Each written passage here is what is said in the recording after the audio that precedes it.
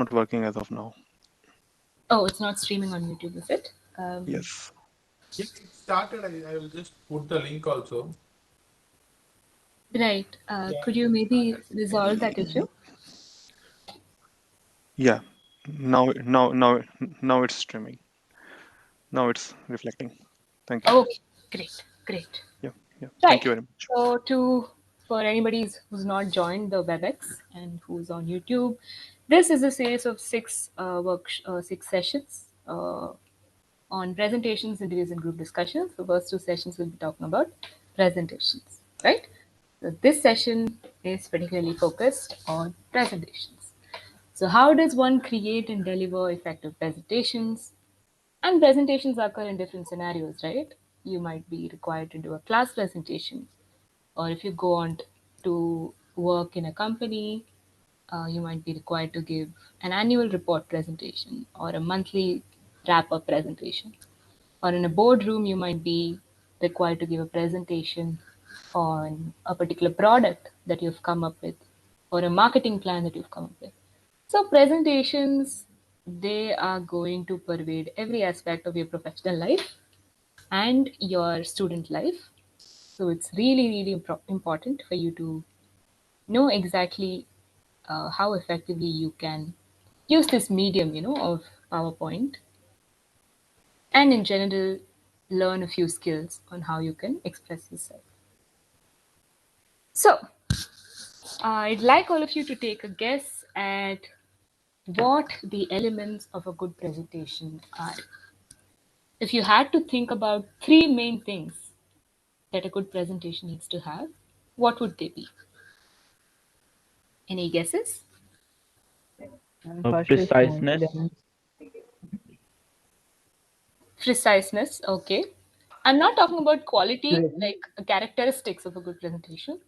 What the elements of a good presentation? What do you I need to? think Content. while presenting, while Context. in presentation, you should be very confident whatever you have discussed on your topic. A good Content. PPT that Somebody, yeah, somebody. content, yeah, Okay. content, Okay. Point number one is yeah, content. yeah, Okay. content, and Confidence.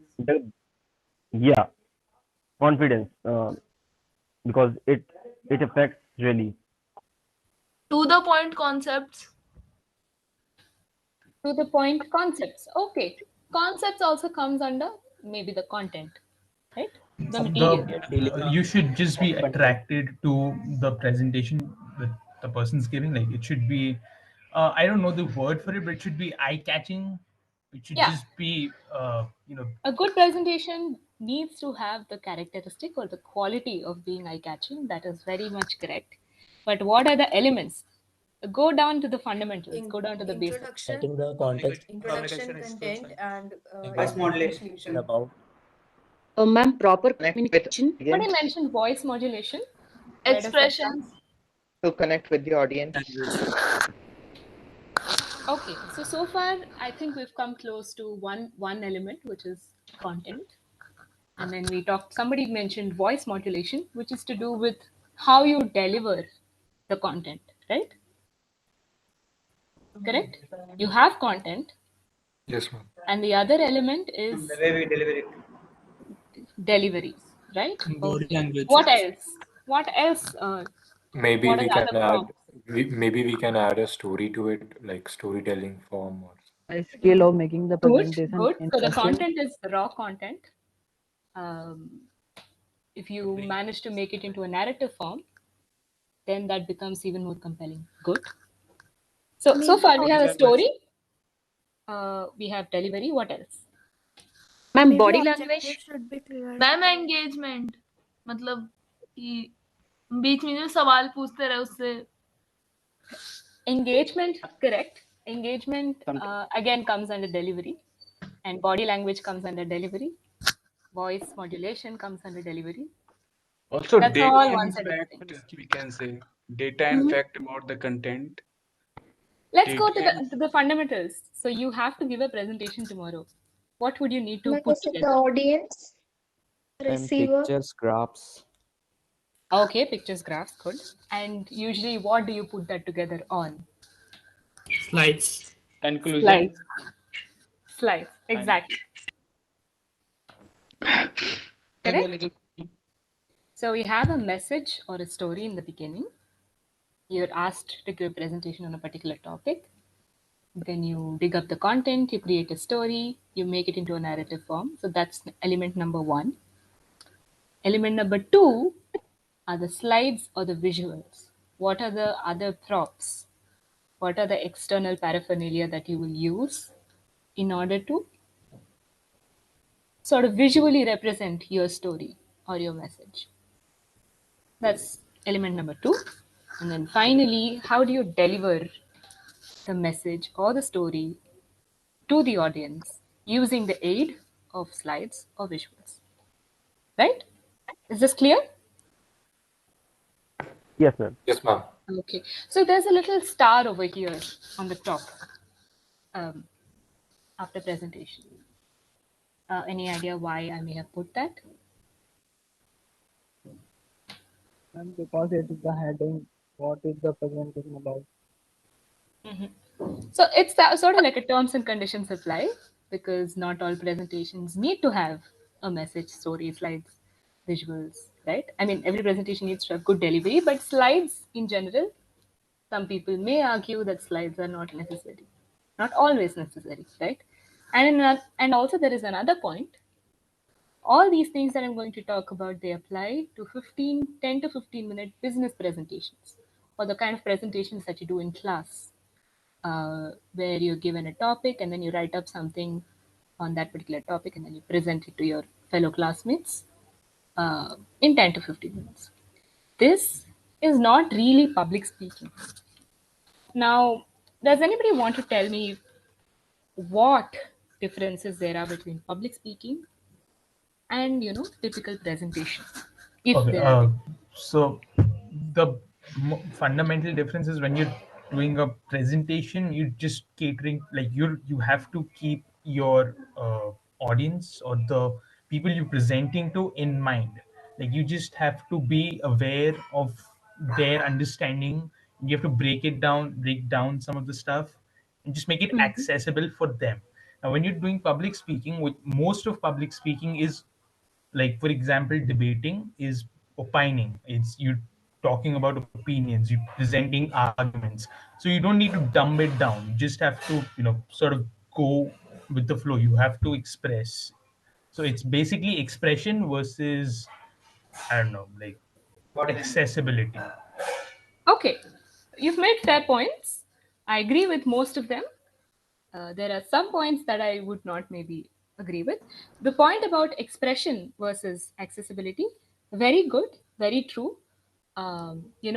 Generally, public speaking goes with some sort of oratorial charisma, right? Like public speakers, they tend to be more expressive, they tend to sort of emote a lot more. That is point number 1. Whereas in a typical presentation environment, while emotions are definitely a huge part of presentation, generally it is more neutral in nature because you're trying to get a point across. Point number 2, the point about audience, understanding your audience and catering to that particular audience. Again, very much required in case of presentations. But I would also argue that understanding the audience is also required in public speaking, right? Of course, in case of debates, there you're not speaking to the public, you're debating with another person. But when you're, say, a politician speaking to the audience, then understanding the audience and bringing it down to the level of the audience is definitely a point, right? So that's one thing. But yes, the point about expression is very important. And also, in general, what can you say about the size of the audience or the general characteristics of the audience that you have when you're, giving a public speech versus a presentation in a closed, sort of very classroom environment or a business environment? Hi, ma'am. Can I add something to this? Sure, sure. I can't see you guys raise your hands, so I can't see your names, but please go ahead. Okay. Actually, I was trying to raise my hand, but I couldn't find the option for some reason. So what I wanted to add is that public speaking is a sort of a one-way communication. while in a presentation, ideally, if it's going well, people should have questions and those should get sorted. And also in a presentation, you're sort of in a closed environment with people who know what a certain thing, like if you use abbreviations or something, that crowd is supposed to, or maybe understood that they all know that what you're talking about, they have some context to it. So I think a presentation is supposed to be a lot more brief and to the point, I guess. Very good. Two very important points. Point number one is about the questions. Public speaking is a little more one way in its communication, whereas presentations tend to be more interactive. Like you generally have a Q&A session towards the end. And second point, presentations are more focused, more concise, and cater to a particular kind of audience who also have a particular idea of what the topic is that you're presenting about, right? Great. So those are the differences, and we'll be focusing on the latter. We'll be focusing on presentations, where you need to be very structured, very concise, and you need to understand the audience that you're trying to present to, right? Okay. So let's start with element number one, the message or the story. So how do you put this together? I would say preparation is key. Now, a lot of people I've spoken to and I usually talk to,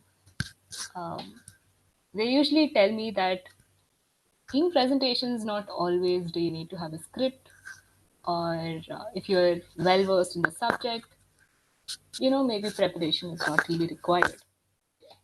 But no, I would say that preparation is definitely very, very important, no matter how skilled an orator you are, right? Okay, so how do you do the preparation?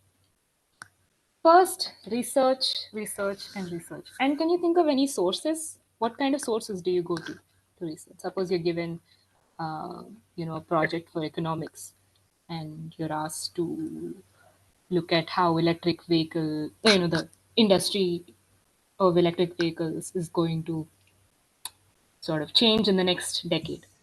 Where would you go to research? I check Internet. Wikipedia. Google. Internet? Okay, that's very broad. A lot of people, internet is the obvious answer, but where on the internet? Knowing Economic news Times, article. the Do some website of Google searches. Economic Times has a lot of insights. Knowing others' Okay, opinions newspapers broadly. Quora and Reddit. Knowing others' opinions on Quora and Reddit. Books. Books, great. Yes, obviously. Journals, ma'am. Journals are very, very credible sources of information because they are peer reviewed and they're very credible. Actually, one problem, they are seeing only the first slide we are seeing. What? Oh, wait, you can't see the change in the screen? No, ma'am. PowerPoint Oh, window. wow. Oh, I've been changing slides for quite some time. Okay. Right. So you couldn't see the... Now it's visible. You can see the slide. Slide. Yeah, while sharing, I think you selected So this now it window. is okay. We are seeing this. Now it is fine. Now we can see it. Okay, now you can see, but I wanted the animations and all of that. Oh, You have not triggered the slideshow. I did trigger the slideshow. So say I'm triggering it right now. What can you see? Still the. You need to share from the WebEx. You need The to. way WebEx shared is different. Oh, right.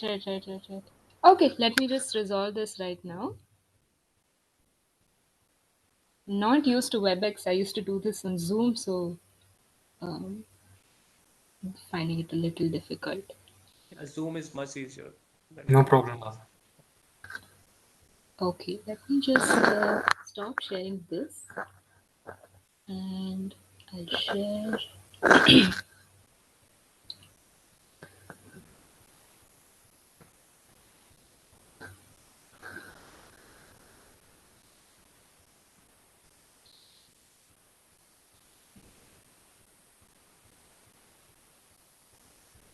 If we were seeing your slides on normal mode, not presentation mode, so maybe you can avoid going to the presentation mode and just work with the regular slides. Right, but I don't want you guys to see all the points together because I want to ask you questions.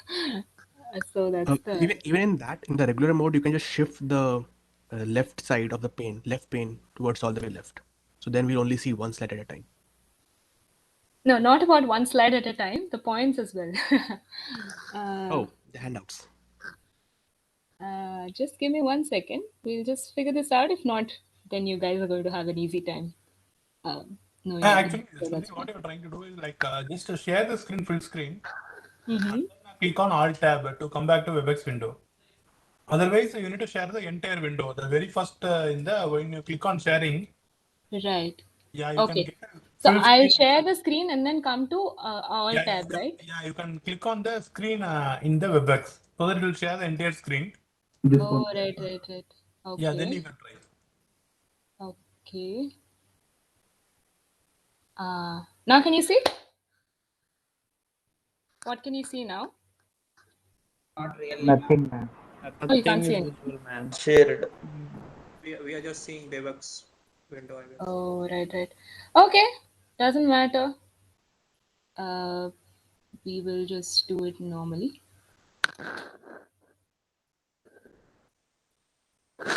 Okay. So point number 1, research. And what are we were talking about the sources, right? Where do we usually look for information? Where do we usually go to for resources? And somebody said journals.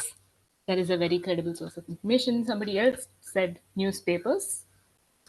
That is also quite credible. What else? We can go on LinkedIn and we can text people of that stream. Forum-based websites like Quora and Reddit. Research papers. So, Quora, Reddit, no, they are not credible sources of information, right? White papers. Madam, research papers. Medium article. Government website, official government website. Ma'am, Twitter. Google Scholar. Market research Yes, firms. Google Scholar, correct. See, Twitter, Quora, Reddit, all of these are essentially extensions of social media platforms. So anybody can go on there and give you an opinion on anything. While it is a great place for exchanging ideas and information, it is not a source that you would go to get, facts and data and information for a paper or something that you're presenting in class. Correct? Even Wikipedia, for that matter, because it is open access, anybody can edit it at any time. So generally, get your facts right. While you can use Wikipedia, but it's always good to do a background check of whatever you take from there. So in general, good sources of information would be books, journal articles, newspaper articles, research papers, right? So all of these would be good sources of information. Now, second thing that you would do after researching is to brainstorm and then mind map. What do you think brainstorming involves? You've gathered some information from the internet. Now you know a little bit about this particular topic. Then what do you do? Analysis, ma'am. Discuss the topic with Content segregation. You segregate. Maybe there's a particular set of articles that talk about one particular aspect of maybe the history of how electric vehicles came to be, and then there's another set of articles that talk about how valuable, how the value of EVs have shot up. Maybe there's another set of articles that talk about how the predictions for the future, right? How it's going to go in the future. So all of these, sort them out. Then what a brain dump is basically what your thoughts are on the topic, because it's not just you trying to get information and then regurgitate it on paper, because you're also trying to give in your own inputs. So what do you have in mind? What are your thoughts? You put Personal all of that. experiences. Yes. Great. Personal experiences, opinions, informed opinions, and then you put all of that together and mind map. And then you find your core message. Now, this is not an essay. Very important, this is not an essay. So the steps number 1 and 2, researching and then sorting everything out and making mind map. They are pretty much the same whether you want to do an essay, whether you want to write any research article, or you want to do a presentation. But the third step, right, because you're going to do a presentation and you're going to do it in maybe like 10 to 15 minutes, you really have a time crunch. So it's important for you to cut everything down to one core question, which is, I have all of this information in front of me. What is that one thing that I want my audience to take away? And that would be your core message. Right? Now, keeping that core message in mind, you outline and structure. And in general, what do you do for outlining and structuring? This is a classic structure: opening, body, conclusion. That works everywhere. You have an opening, you have a body with all the facts and information and the evidence for those facts, and then you conclude. You can do this in any other way, but as a beginner presenter, it would be good to stick to this traditional format of opening, body, and conclusion. And finally, write a rough draft and then edit it ruthlessly. Now, how long do you think your general essays would go? Most are around 600, 650, that range. But I'd say with probably, if you're working at like a higher level, probably 1,000 words. Right. Yes, good.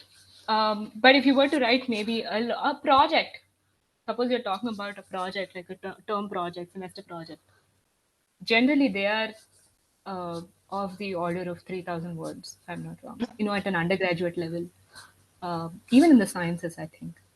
So generally projects, they are that long. So it's important for you to bring that down for a presentation, right? So whatever you write, it has to be brought down in a manner that you have to be able to present it without worrying about the time, in the sense that um, you shouldn't be rushing to stick to time. So it should comfortably fit into that 10 to 15 minutes time limit that you can give. So for reference, 1200 to 1800 words would be a good uh, word limit for a 10 to 15 minute presentation. Okay? And how do you cut it down? I put here 3 words: critical, essential, desirable. What do you think they are?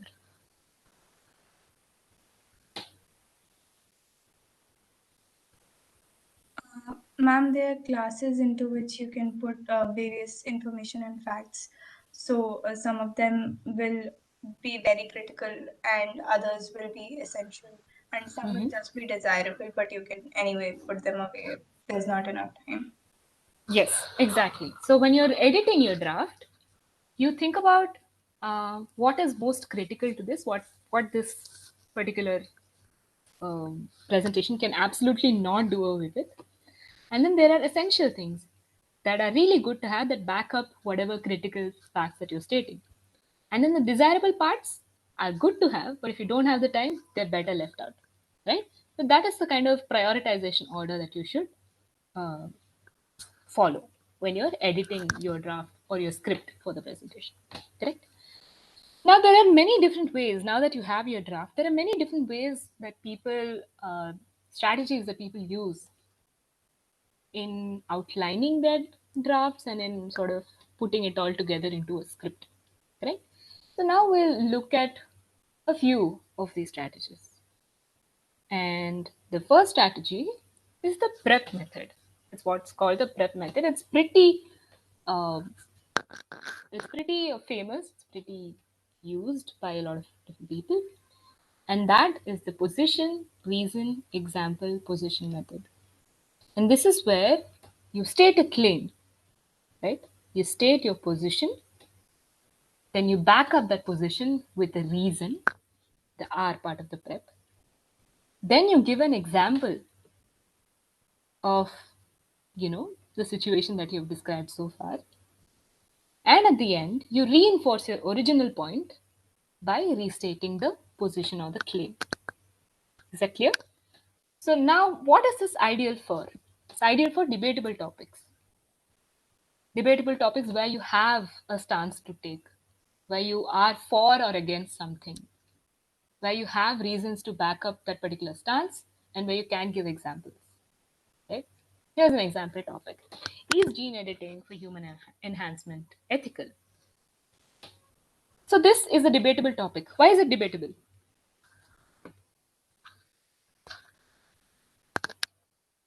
There may be positives and negatives. Might be misused. Yes, We don't have ethical guidelines that people doing this should adhere to. Yes, so it is not very safe to do. This will give the undue advantage to the people who can afford like gene enhancement. Like One reason it's debatable because it may change the entire path of evolution. Yes, it You're all can giving affect. me reasons on why it is not ethical, but the question here is, why is this topic debatable? Because it's a yes or no question, one has to take a stance for that. Yes. Good. It's a yes or no question. Maybe everyone has a different point of perspective. Yes. And usually some people might be for it, some people might be against it. Some people may say, yes, it is ethical and we have to reach, our potential as humans. And others may say, no, it is absolutely unethical and we shouldn't try to test the limits of our humanity. Correct? So each of these two parties, they have their own reasons for this. Correct? And now when there are debatable topics like these, and when you have to present on a particular debatable topic, then usually people go for the prep method, right? Prep method, is that clear? Yes, ma'am. Great. Now the second strategy is the past, present, future method. Self-explanatory, it goes in the chronological order, and whenever you're trying to be informative, or maybe you're talking about a topic, maybe something about which the audience doesn't know much about, and you're trying to give them a story of how this particular, say, technology came to evolve, came to be, how it has evolved, and you're trying to tell them how it will how it may progress in the future. Correct? So again, this method is ideal for making a case for something via storytelling. Here's an example topic. We can now edit human genes, and this may irrevocably change the future of our species. Now, if you were to present on this topic, the best way would be to trace the history of human gene editing and then talk about how the technology has evolved now, where we are at, and then where we might be going in the future. So past, present, future method when you're trying to be informative and predictive, and when you're generally using a narrative format. Okay? So that's the second method. Any guesses on any other methods that you may have come across? Maybe a problem-solving method. Okay, yes, great. That is the next method. So the problem, cause, solution Maybe a method. method where we have questions and like we give answers. Yeah, so both of you, absolutely correct. Where there's a question and then you want a solution to that. A problem or a solution. You have a question, you want to answer that. So that is also a very great method to outline or to draft. And that is what I've mentioned here, the problem, cause, solution method. And now this is ideal for business or policy presentations.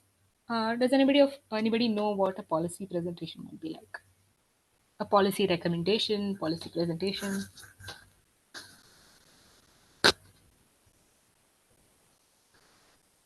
About increasing the revenue of the company.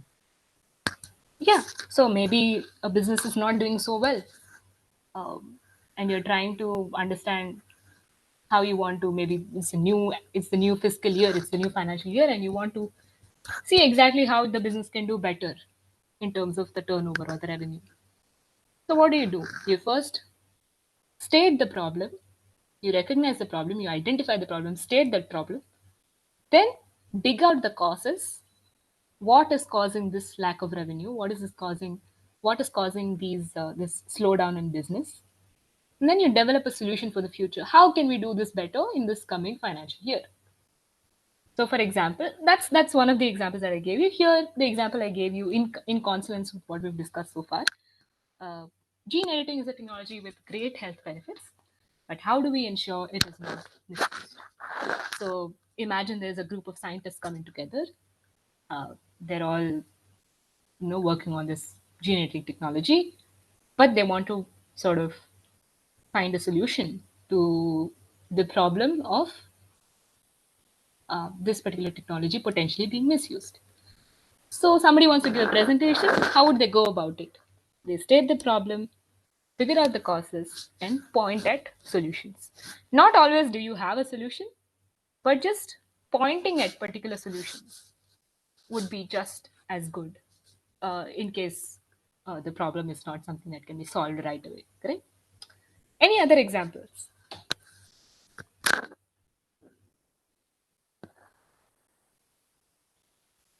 Maybe you are addressing your team in order to solve the dispute or something. Maybe.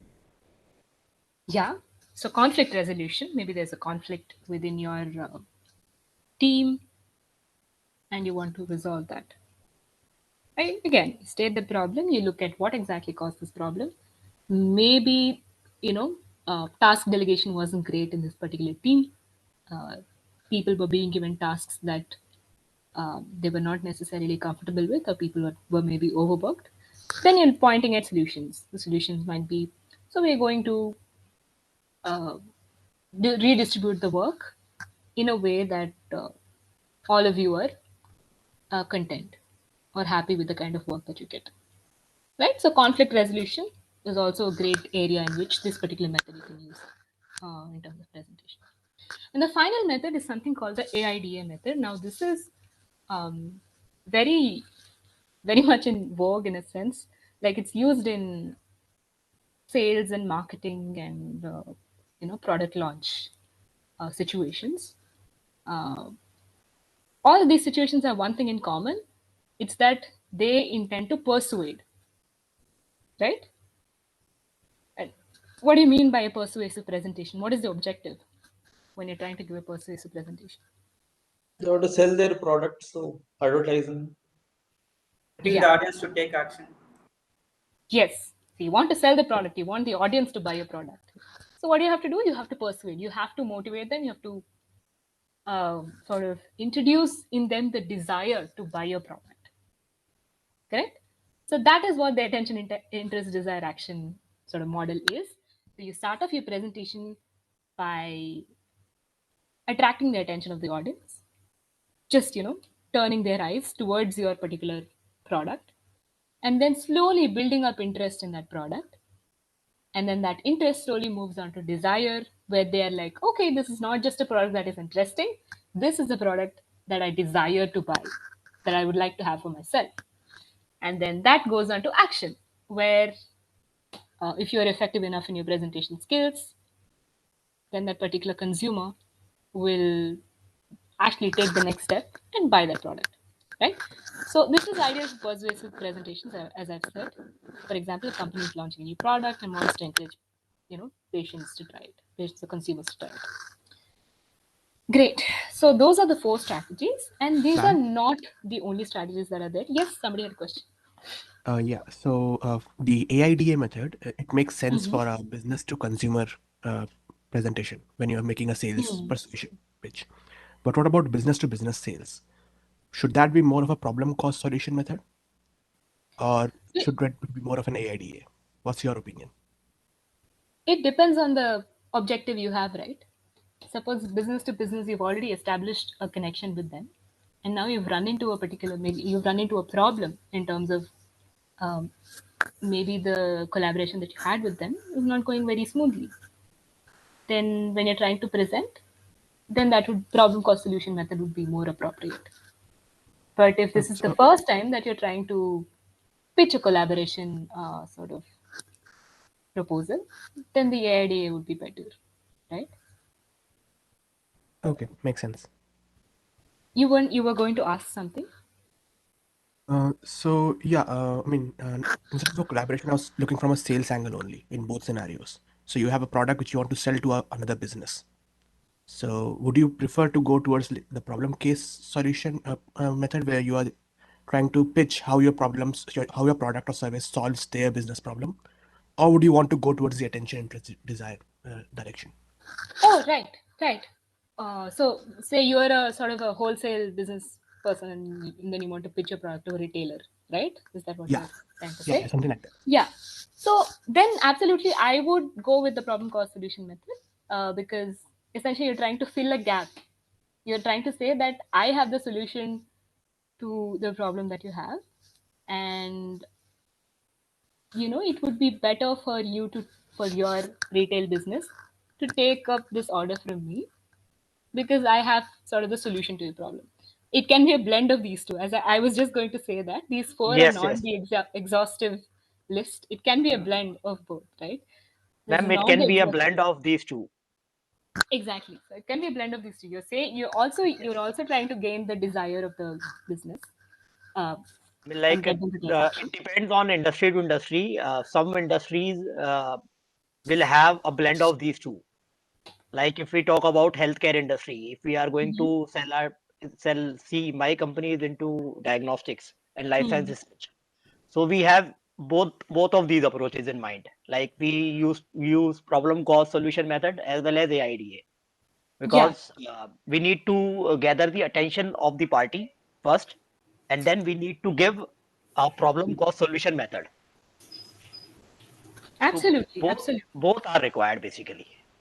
Yeah, both are required, and it's not just in terms of blending these two. Um, there can be different mixtures of all these four different things. There can become something that is completely entirely different from all these four strategies. But these are the four strategies that are generally quick and easy and traditional ways to go about structuring your script or your content. Right? I have So, two sort of videos which I don't think I can show right now. Yeah, somebody had a question. so the conclusion is in business to business model, we can use problem cost solution method, and from business to consumer model, we can use AIDA method, right? No, that's not the conclusion. In general, it depends on the objective. In B2B models, um, you prefer to choose whichever strategy is best for you given that particular context. It can even be a blend of both of these strategies. In B2C models, generally AIDA is chosen. It's quick, easy, it's traditional, it works most of the time. So that's the Okay. great. So I have two videos that I don't think I can play right now. I will share the links to them. Or maybe we can play it in the next session when I hopefully have the tech thing sorted better. Okay, and then we move on to the slides. Now, a lot of people think that you have to be like a great designer, you have to have an aesthetic sense uh, that comes naturally to be able to design good slides. But that is actually not the case. You do not absolutely do not have to be a great designer or be a professional designer. There are so many resources out there that can help you create impactful, error-free, aesthetic, and very clean and clear slides with not much effort. Of course, there's some effort involved, but it's not rocket science, basically, right? So, how do you create a slide deck? What are the components of a typical slide deck? So, you have a cover slide, overview slide, textual slide, visual slide, charts and graph, section header slide. Does anybody know what a section header slide is?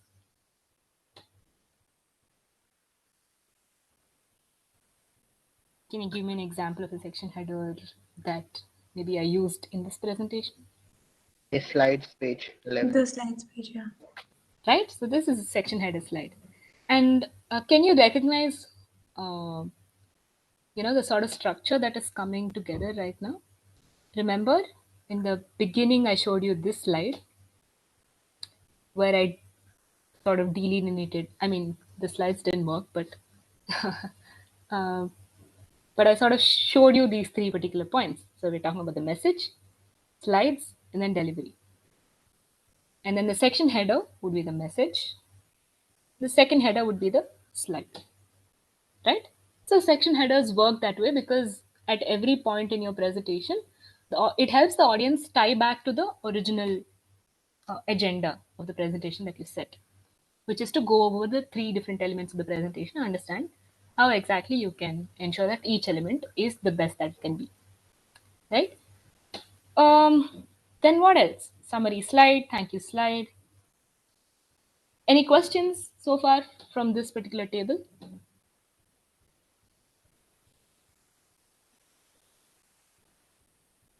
Does anybody think that slides are absolutely unnecessary?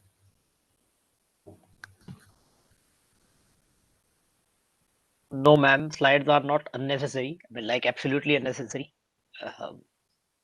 They play their part when it comes to presentation.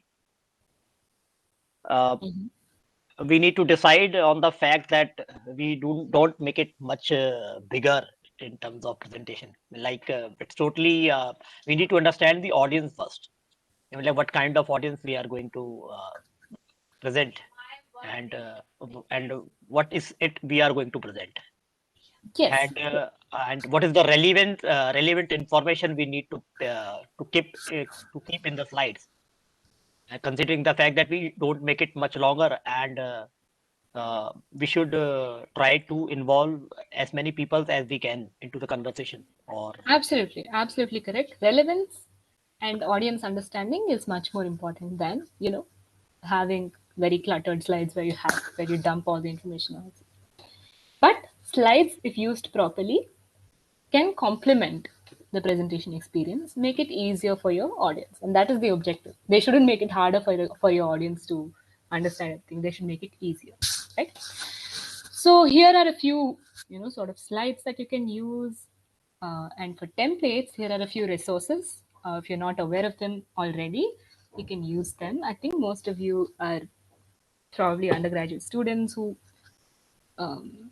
haven't really had much experience in designing presentations. So if you're doing it for the first time, new to it, you can go to all of these.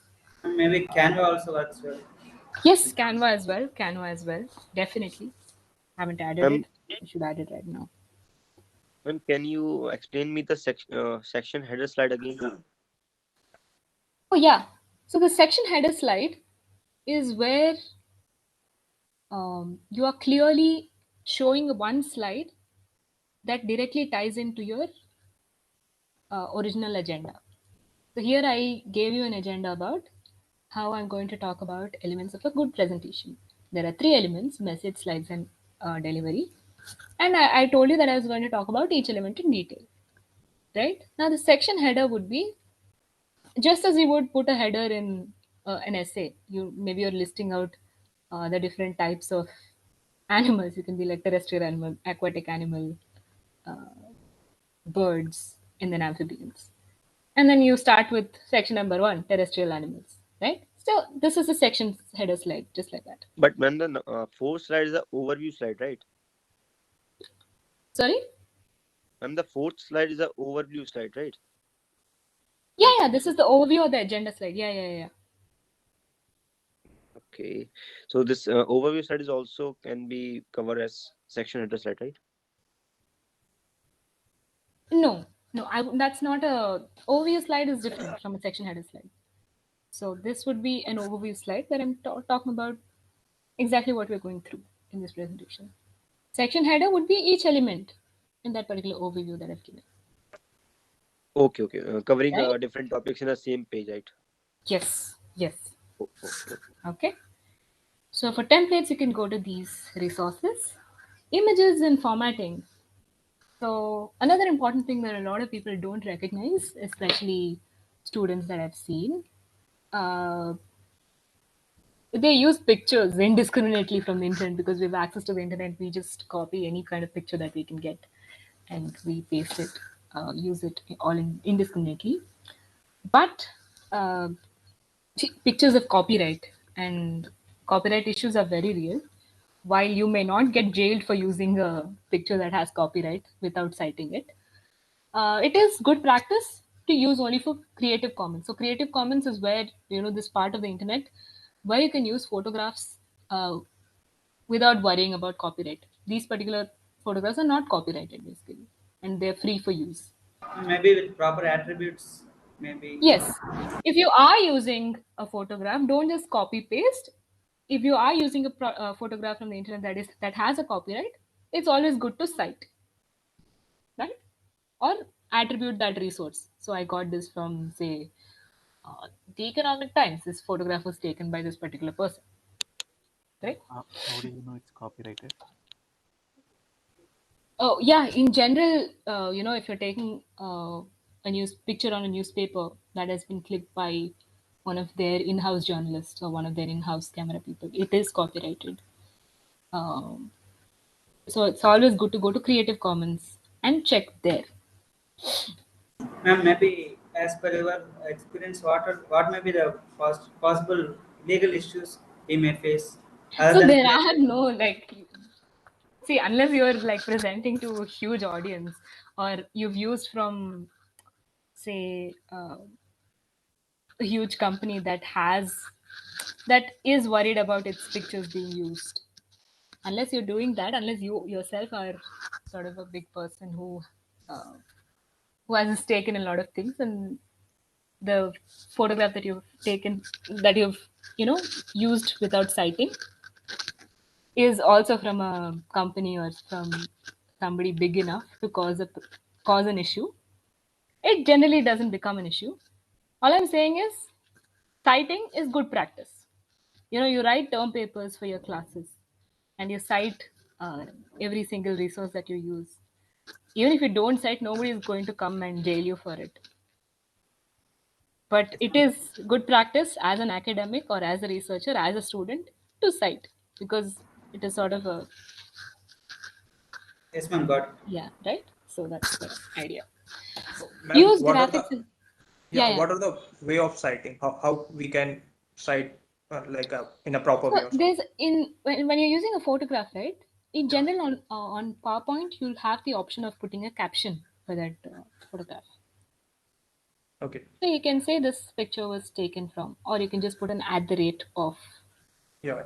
Right? Like below the picture, we can as the rate and picture taken from this side or Yeah. something. Okay. Yes. That's good. Yeah. So use graphics and smart art, right? So there's a lot of technology that we can use right now. Designing has been made easy even for people who might not be professionals. So use all of these options that you have on PowerPoint. Just tinker around, explore, and use all of the graphics and all of that.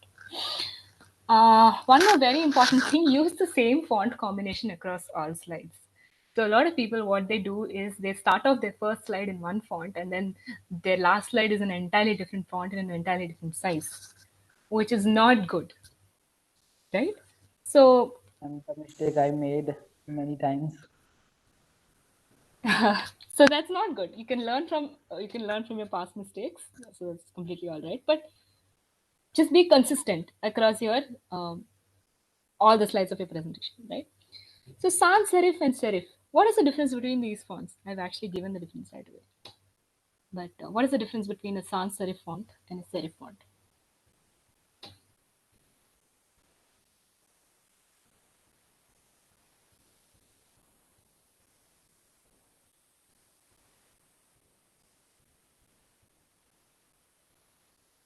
Anyone? Sans serif is a bit larger. It is used for highlighting the headlines or so.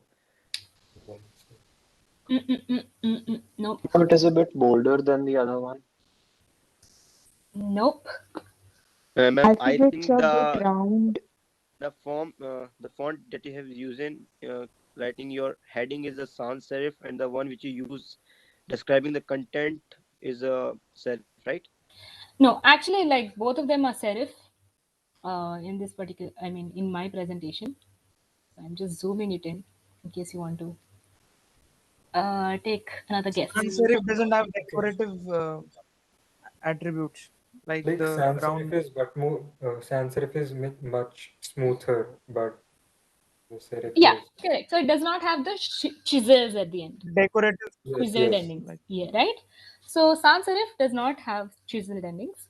Serif fonts have chiseled endings, like this extra little thing that's there near the end, right? So that's the difference. In general, general design advice is use a combination of sans serif and serif. Doesn't have to be. I haven't used it here. My slides still look okay. So, but it's what is suggested by a lot of people in general. And try not to use fonts that look too informal, like even if you're writing a paper or using it in a presentation. Generally, fonts like Comic Sans should be avoided. Correct? Next, do not splash your slides with too many different colors. Because, look at this particular, this point. What is wrong with using too many colors? What do you think is wrong? Maybe the audience get distracted. Yes, distraction. Because the colors are a distraction from the actual point that you're trying to make. So don't use too many colors. Don't keep it minimal. 2 colors per slide or 2 to 3 colors per slide. That's it. So here I have gray, black, and white. That's it. And maybe in formal communication, it conveys some different messages, the colors. Yeah. So formal communication, I mean. For example, like say if you want to escalate something, so in some mail, say they want to make it bold, or like there is some success and they want to convey, okay, things are fine, so they convey say. So in some of the the corporate presentations, they mention while using specific colors, even like for example, maybe you're talking to a customer, suddenly you change. Maybe in some regions they treat this as some way of or it might be a personal kind of a comment if you use different colors. Yes. So So very good. Two very important points I want to highlight here. Point number one: colors are associated with emotions, and colors are also, useful in understanding the power dynamics that maybe the company is trying to use. Generally red signifies boldness, strength, and power. Uh, or blue signifies calmness, neutral, uh, and something like ocean, as calm as the ocean waves, or something, right? That's one point. Second point is companies generally have their own templates where you are required to suppose you're part of a part of say TCS or something.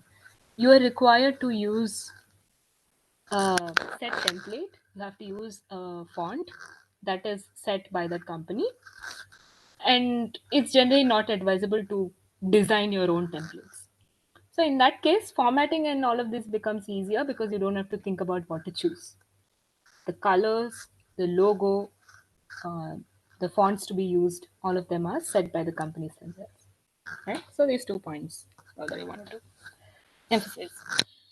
And some last point, spend some extra time formatting tables and cleaning up text. And I want to demonstrate this, the just taking that 1 extra minute to format and clean up your tables and cleaning up your text, and want to demonstrate the difference using this picture, right? So can you see this? What's the difference between these two slides? These 2 tables? Yeah, like table 2 is much more appealing. It is much Alignment. more clear and Much more appealing, right? Overall, much Second, more appealing, much more appealing and clear. more informative.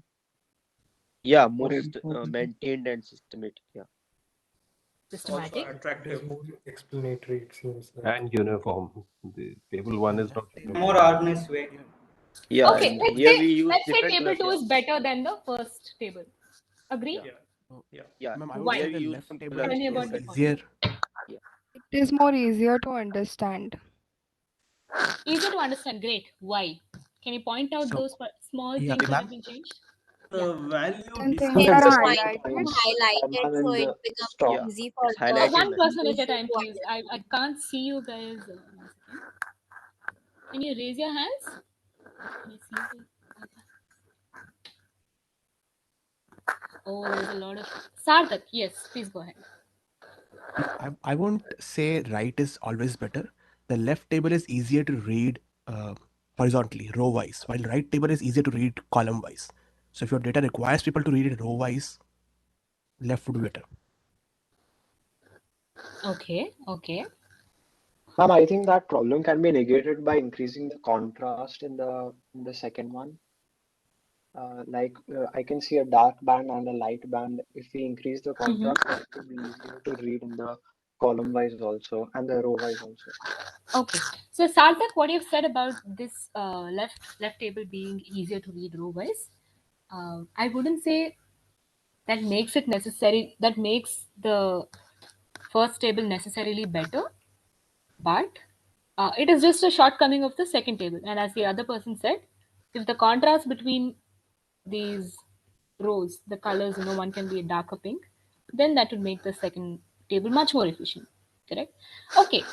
Can someone tell me what makes the table number 2 better?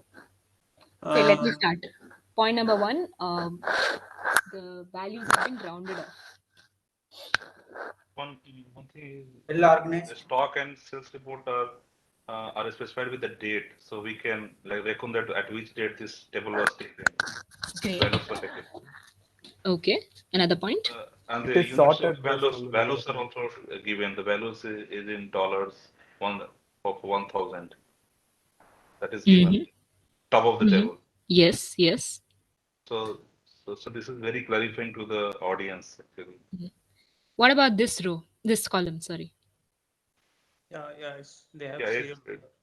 It makes sure we doesn't miss the count. The sample is of 12 countries, and the total is also given. Right?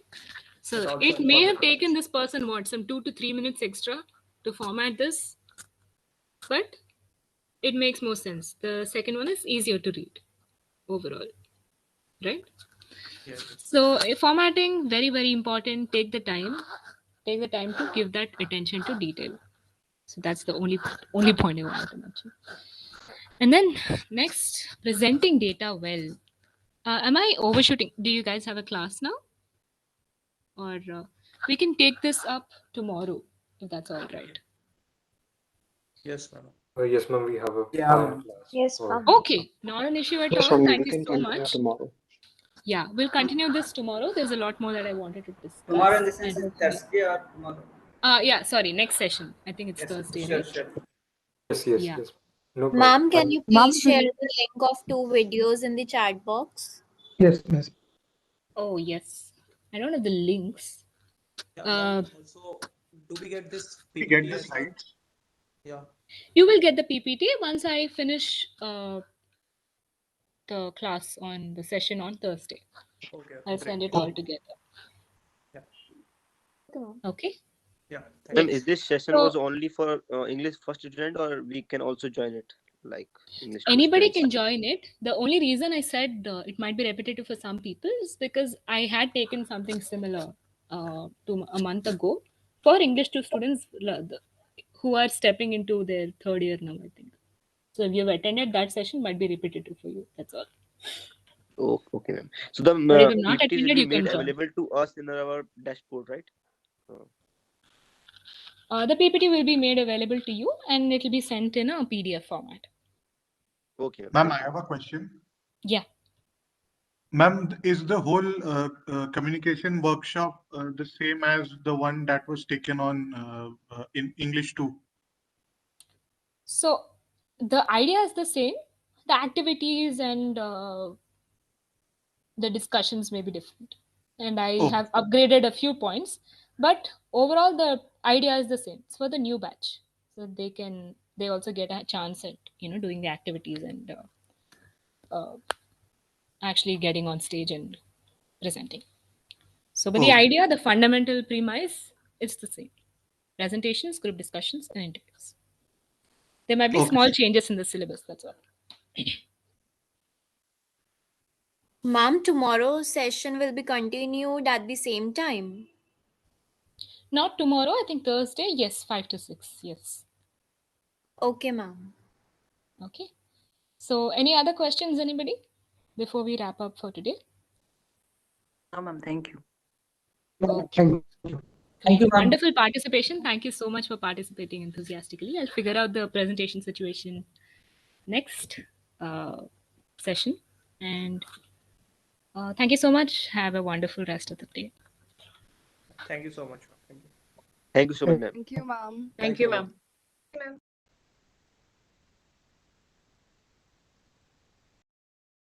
Thank you all. Thank you.